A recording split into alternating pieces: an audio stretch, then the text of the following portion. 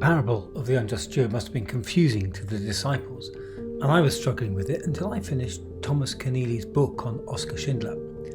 Keneally was almost intoxicated by, in his own words, the paradoxically flawed human being that Schindler appeared to be. A man whose virtues and vices seemed to be indistinctive to him and not a matter for philosophical weighing or measuring. Thus he was an implausible hero, as most of us are. But unlike other humans, whose sophistication would have rendered us hesitant and despairing, he was a joyous, hectic pragmatist. When the war ended in 1945, Oskar Schindler found himself in a position remarkably similar to the shrewd steward. The system that had made him wealthy, his enamelware factory built on wartime contracts and cheap labour, had collapsed. The role that had ultimately defined his legacy as the saviour of over 1,100 Jewish lives was finished. Like the steward in Jesus' parable, Schindler faced an accounting of his life, an uncertain future. To paraphrase his wife, he was unremarkable before the war and a failure after, but the defining years in between he was able to change the course of over 1,000 lives. Schindler spent his remaining years haunted by a terrible mathematics of redemption. In the film, he is weeping at the war's end, lamenting that he could have saved more. His car could have bought 10 more lives. His gold pin could have purchased 2 more souls. This wasn't survivor's guilt. It was the agonising recognition that every worldly possession carries the weight of eternal significance. Here, Schindler embodied the truth Jesus proclaimed: whoever can be trusted with very little can also be trusted with much, and whoever is dishonest with very little will also be dishonest with much.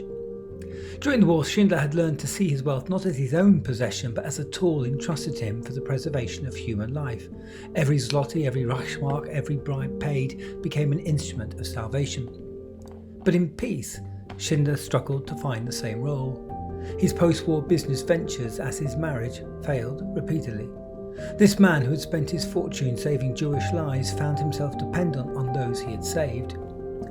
This was almost from the minute the war ended, and he, with some survivors, made their way to Switzerland for safety from all sides.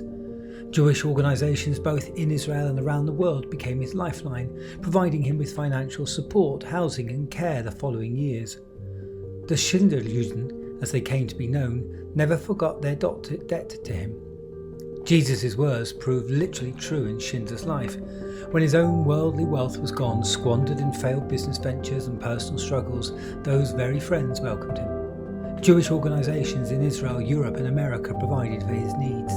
The Schindlerjuden supported him financially, invited him to live in Israel for months at a time. The man who had impoverished himself saving others found himself sustained by the gratitude and love of those he had rescued. His wartime investments in human life paid dividends of relationship and care that lasted until his death.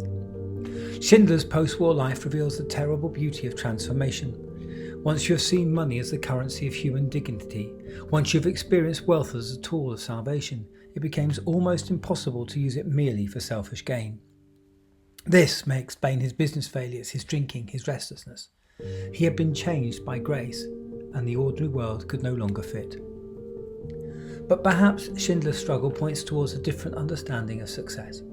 His post-war failures in business were matched by his enduring legacy as a righteous among the nations. The care he received from Jewish organisations and survivors in his latter years wasn't charity. It was the fruit of seeds planted in the darkest soil of human history. The Schindler Jews and their descendants, now numbering in their thousands, are his true treasure, his friends who welcomed him into their homes, supported his needs and ensured he was honoured both in life and in death. In 1974, when Schindler died penniless in Germany, it was the Jewish community that brought his body to Jerusalem for burial.